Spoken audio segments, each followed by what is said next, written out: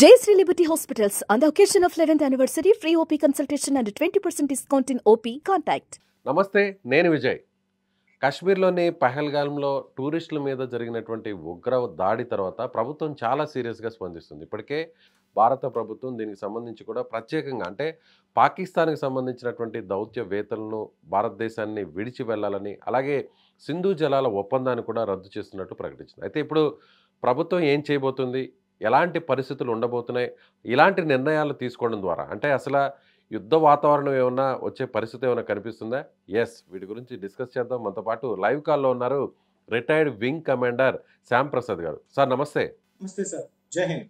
శ్యామ్ ప్రసాద్ గారు, జనరల్గా అంటే పాకిస్తాన్కి సంబంధించినటువంటి హై కమిషన్ని ఇక్కడి నుంచి విడిచి వెళ్ళాలన్నారు, దౌత్యవేత్తలను ఇక్కడి నుంచి విడిచి తిరిగి పాకిస్తాన్కి వెళ్ళిపోవాలంటున్నారు. అలాగే పాకిస్తాన్లో కూడా అంటే తాత్కాలికంగా స్పెషల్ వీసా మీద వచ్చినటువంటి వారందరూ కూడా ఇమీడియట్గా 2 రోజుల లోపల 48 అవర్స్ లోపల వెళ్ళిపోవాలి పాకిస్తాన్కి అని చెప్పడం పాకిస్తాన్ కూడా జరిగింది. అయితే వాగా సరిహద్దును కూడా క్లోజ్ చేస్తున్నట్టు కూడా ప్రకటించారు.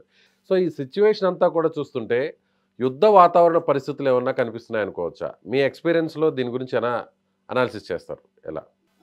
డెఫినెట్గా సార్, ముందుగా ప్రేక్షకులందరికీ నమస్కారాలు. నా తరఫున పూర్తిగా శ్రద్ధాంజలి ఘటిస్తున్నాను ఆ ఘటనలో చనిపోయిన వారందరికీ, వారి కుటుంబ సభ్యులకి, గాయాలు పడ్డ వారికి. ముందుగా సార్, మీరు అడిగినట్టు యుద్ధ వాతావరణమే కనిపిస్తుంది. దీనికి 2 కారణాలు చెప్పచ్చు. ఒకటి, పాకిస్తాన్ తన కుక్క బుద్ధి మార్చుకోవటం లేదు. వాళ్ళ ఎకానమీ మీద కాన్సన్ట్రేట్ చేసుకోవడం, వాళ్ళ కంట్రీని డెవలప్ చేసుకోవడం కాకుండా పక్క దేశంలో, శత్రు దేశంలో టెర్రరిస్టులను పెంచి పోషించడం అనేది చాలా దుర్మార్గమైన చర్య. యుద్ధం జరిగినా ఆశ్చర్యపోక్కర్లేదు. ఆ విధంగా సన్నాహాలు కూడా జరుగుతున్నాయి.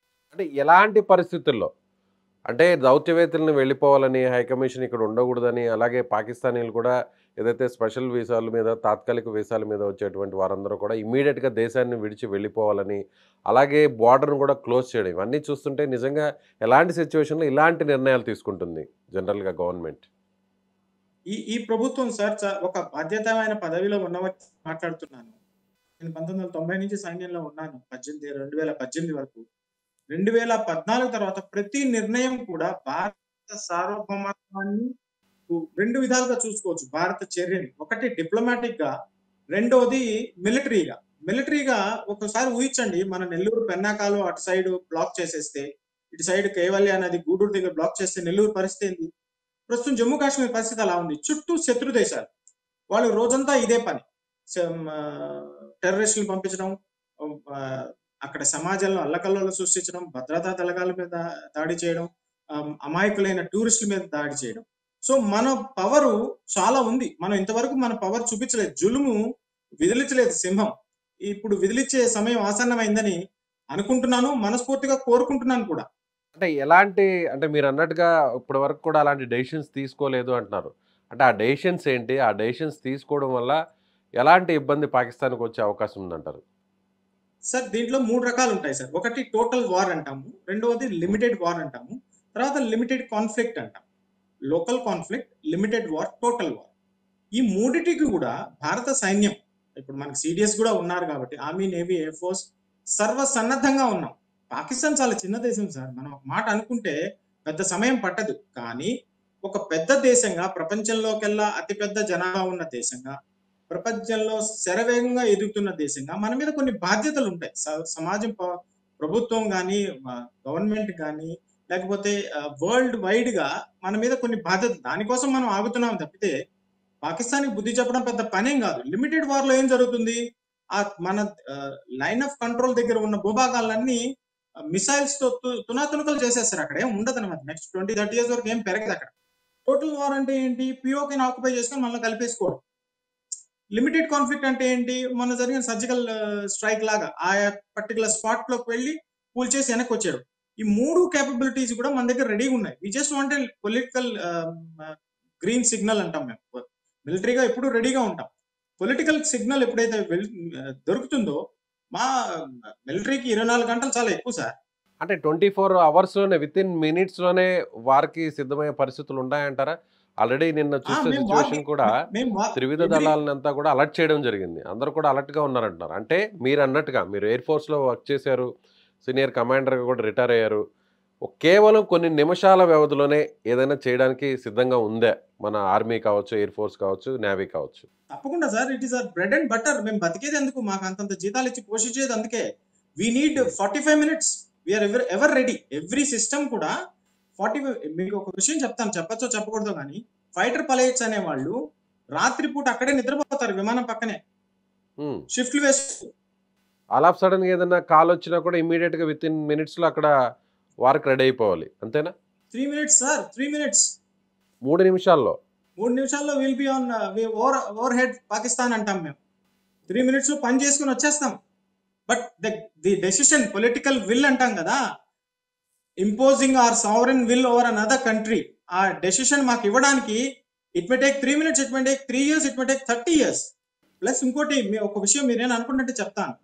ఈ నిర్ణయం అనేది ఇండస్ వ్యాలీ వాటర్ ట్రీటీని క్యాన్సిల్ చేయడం అనేది చాలా పెద్ద చర్య.